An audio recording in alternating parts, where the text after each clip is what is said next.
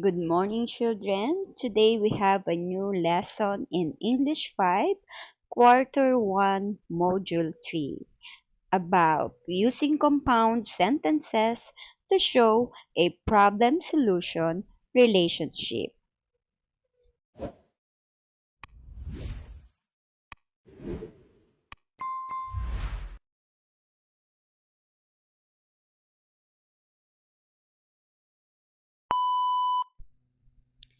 This time, let's have a pre-test. Read the sentences carefully, then match the given causes in the left column with the effects in the right column. In your paper, write only the letter that corresponds to your answer. Number 1. Summer winds are strong. Here are the choices. A. For you can be hit by falling trees. B. So children often fly a kite. C. And it started to rain. Number 2. It is dangerous to go out during a typhoon. 3. The sky became dark. Number 4. You need to study well. D. For you can be hit by falling trees. E. So they need to avoid the sun. F. And it started to rain. Number 5. Children suffer skin rashes during summer. This time, please find the most probable solution to the events in column 1. In your notebook, write only the letter that corresponds to your chosen answer from column 2. Number 1. I can't go home yet. These are the choices. A. So the kids ran back to the house. B. So you need to remind her. C. For I need my travel pass. Number 2. She might forget about it. 3. It started to rain. 4. It's too bright during the day. D. So I take the bus to school. E. And you need to drink milk. F. So the bats only go out at night.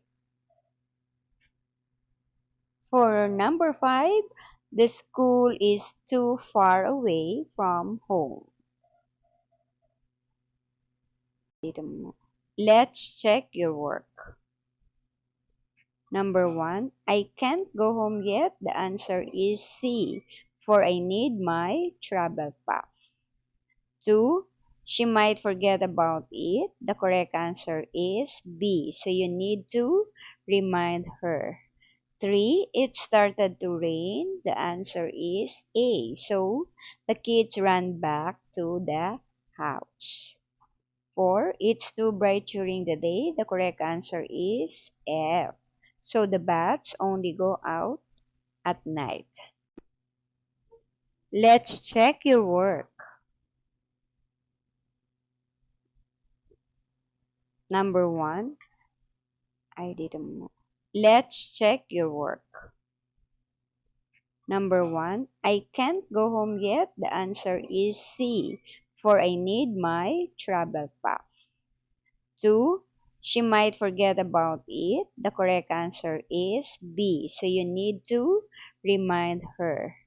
3, it started to rain. The answer is A. So the kids ran back to the house.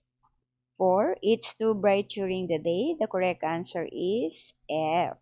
So the bats only go out at night.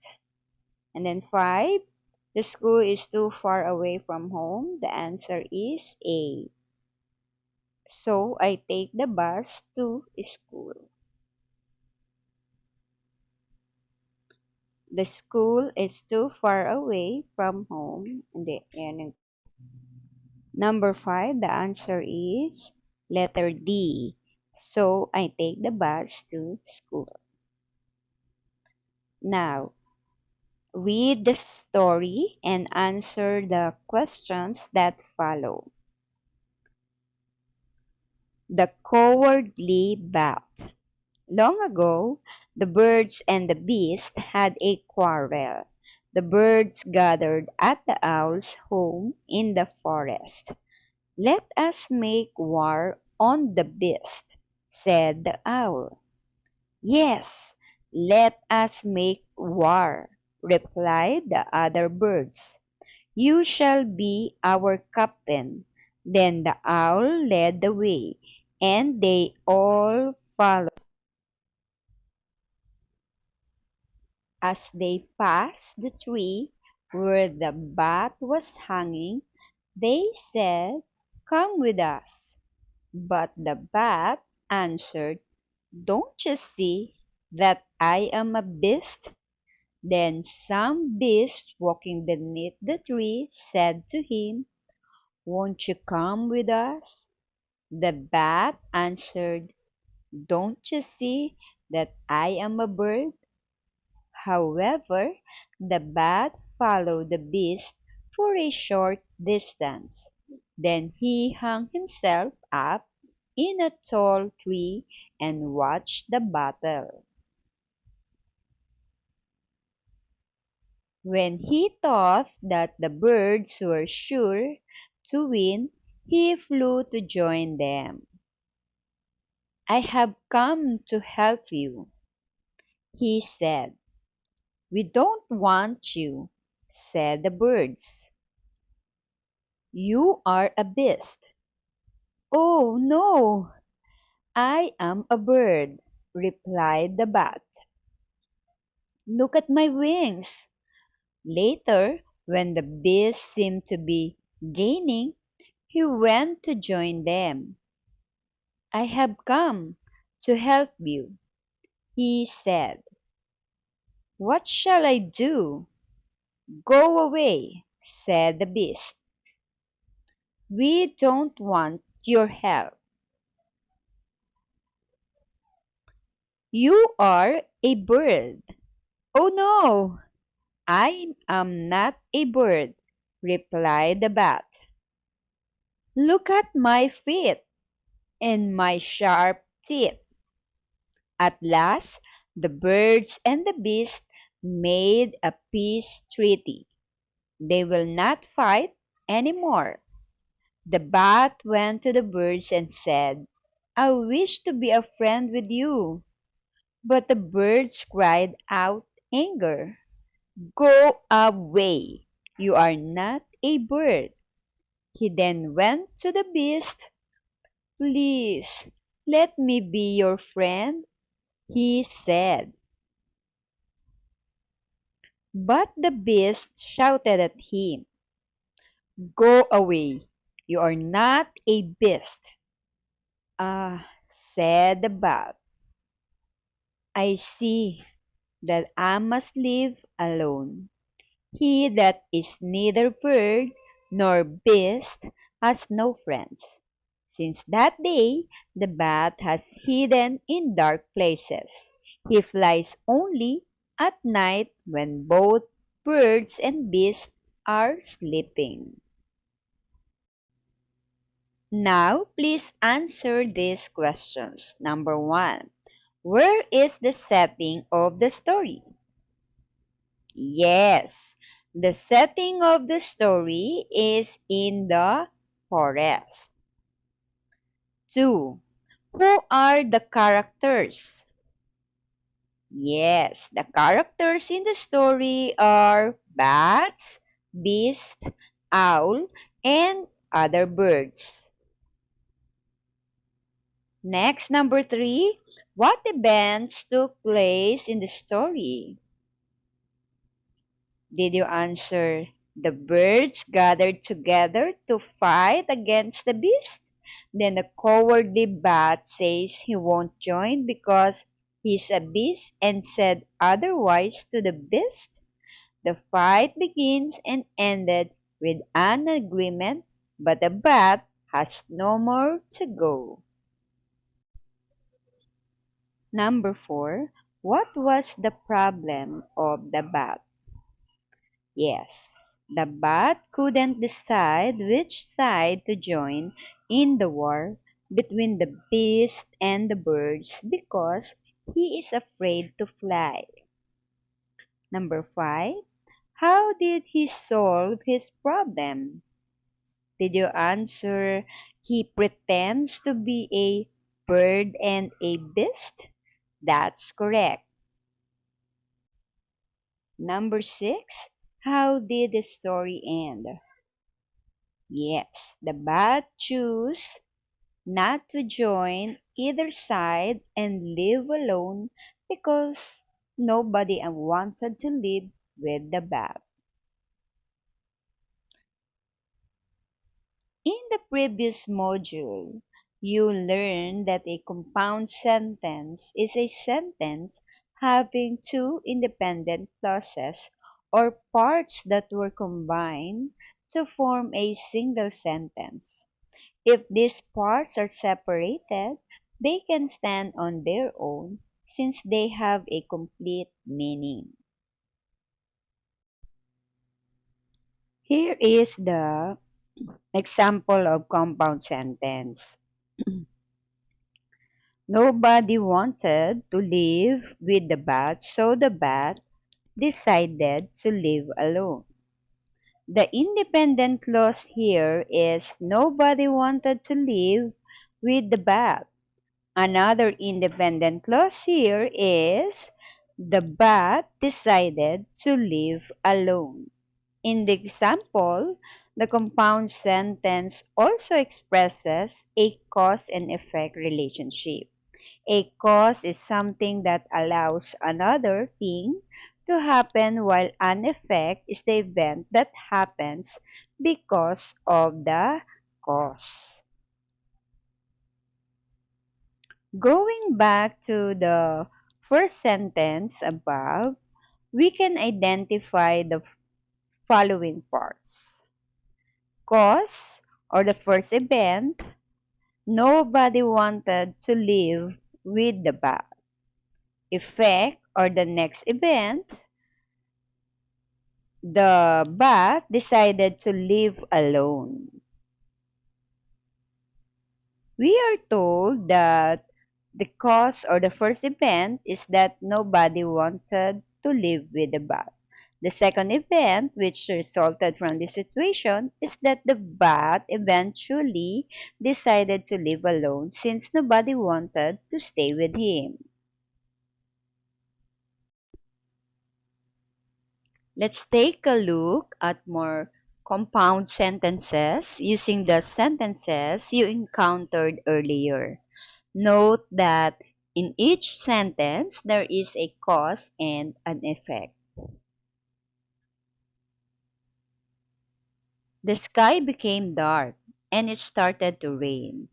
The sky became dark is the cause, and it started to rain is the effect. Next, it is dangerous to go out during a typhoon, for you can be hit by falling trees. It is dangerous to go out during a typhoon is the cause. For you can be hit by falling trees is the effect. Now, let's also consider these sentences. Children suffer skin rashes during summer. So, they need to avoid the sun. Children suffer skin rashes during summer is the cause or the problem. They need to avoid the sun is the effect or the solution. We both halo-halo, for it was hot during the day. We both halo-halo is the effect or solution. For it was hot during the day is the cause or the problem. You will notice that the two sentences above are originally examples of compound sentences showing cause and effect relationship.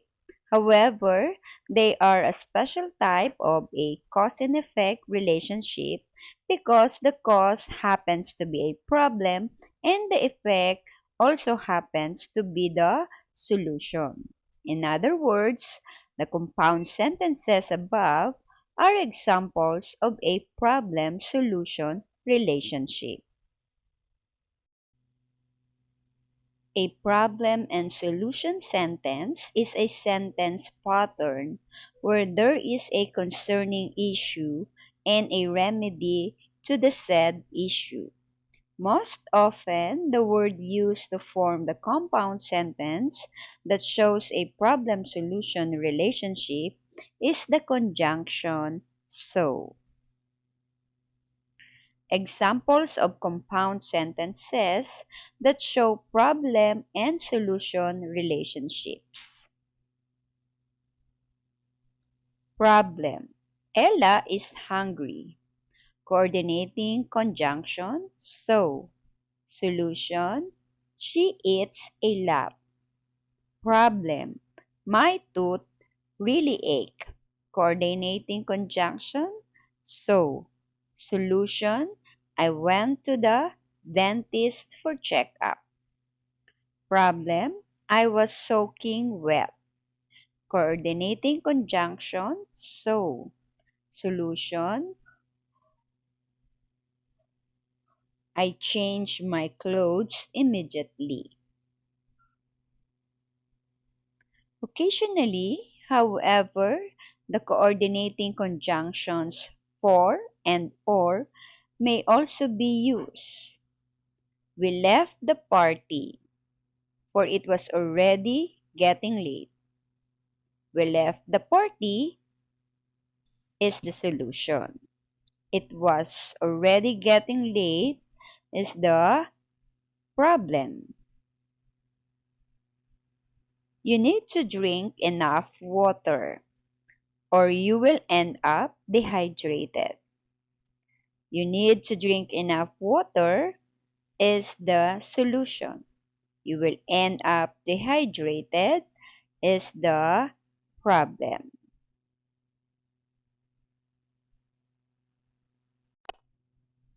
Let's have activity number 2. Using the same set of sentences above, complete the table in your notebook. Please write the problem, coordinating conjunction, and then solution. Please pause the video to give way for your answering. Let's check your work. Problem: we will soon be overwhelmed by garbage. Coordinating conjunction 4. Solution: we need to recycle. Problem: our grandparents have weaker bones. Coordinating conjunction so. Solution: they have to drink milk. Problem: my back is aching. Coordinating conjunction so. Solution: I need some rest. Problem: Nap always wakes up late. Coordinating conjunction so. Solution: he needs an alarm clock. Problem: some classes will be done online. Coordinating conjunction so. Solution: we will need an internet access. What I have learned. Bakit lumaki? Oh, yun lang. Sige, wait lang. What I have learned. Let's check your understanding of the lesson by doing this activity. On the space provided before each number, write T if the statement is true and write F if it is false. Number 1. A compound sentence can be used to show a cause and effect relationship. 2. A compound sentence can be used to show a problem-solution relationship. 3.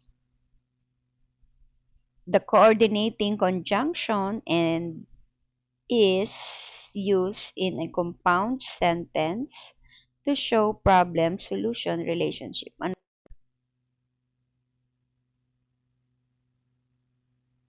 What?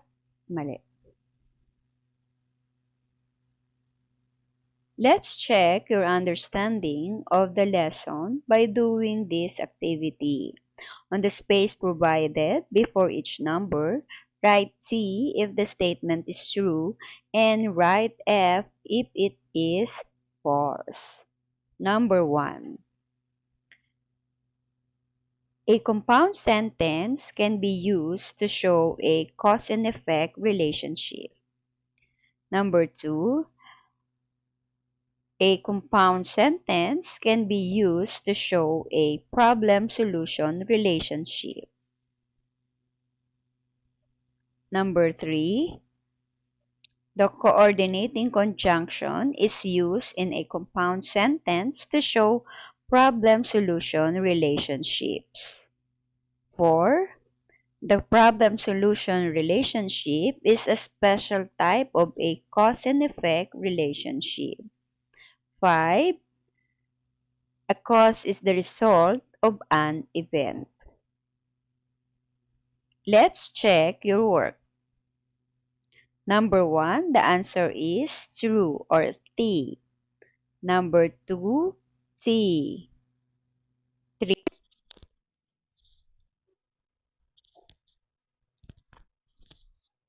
Number 3, the answer is T. 4 is T. 5, F. This time, in your notebook, write a compound sentence that shows a problem-solution relationship in response to each of the given situation. For example, your cell phone broke into pieces when it fell to the ground. What is the solution? Possible answers: my cell phone is broken, so I will bring it to the repair shop. Or, my cell phone screen is broken, so I will replace it. Number 1. You hurt the feelings of your best friend when you lost your temper. What will you do to solve the problem? I hurt my friend's feelings, so I blank. Number 2. You have been invited to a birthday party of your classmate. You do not want to go there empty-handed and you want to make your classmate happy. What do you plan to do? What will you bring? I will attend a birthday party, so I blank. Number 3. You notice that many of your classmates leave the classroom without turning off the fans and lights. What will you tell your classmates to remind them? We need to blank. So we blank.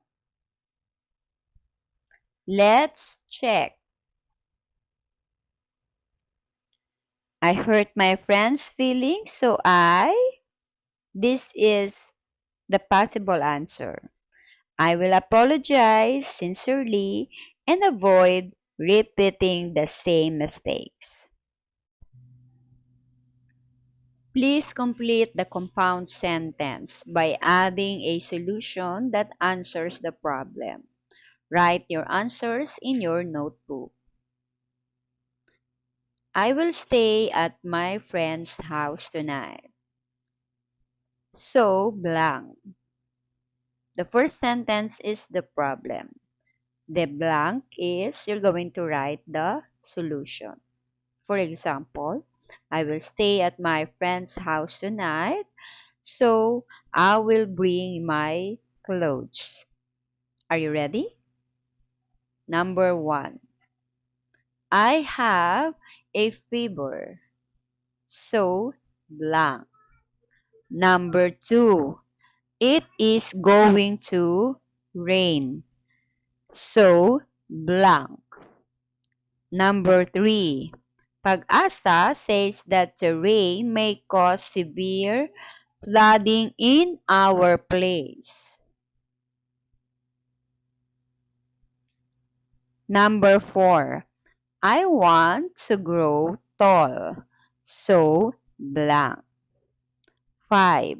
This pandemic is not over yet, so blank. Let's check your work. I have a fever, so I will take a rest and medication. Number 2, it is going to rain, so I will bring an umbrella or raincoat. Number 3, Pag-asa says that the rain may cause severe flooding in our place.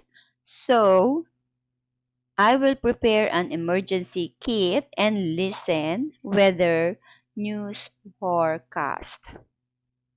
4. I want to grow tall, so I will eat a balanced diet and get adequate sleep. 5. This pandemic is not over yet, so I will wear a mask in a crowded place and embrace a new normal. Go back to the story about cowardly bat. Write a problem solution sentence taken from the events of the story. Label the parts of the sentence with the problem and the solution. For example, the bat was afraid of fighting, so he refused to join the beast. The problem is the first sentence. Solution, so he refused to join the beast. Let's check your work. These are the possible answers. Number 1, the birds and the bees had quarrels is the problem. So for the solution, so encourage them to talk and compromise to forgiveness. Number 2 example, the bat was scared to fly. That's the problem. Solution, so he would always find excuses to avoid flying.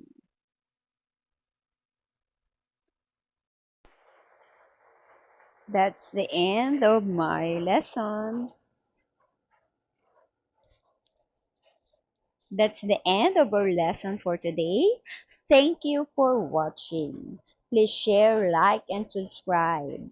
You may hit the notification bell so you won't miss any of my videos. Thank you. That's the end of our lesson for today. Thank you for watching. Please hit the notification bell, like, share, and subscribe. Thank you.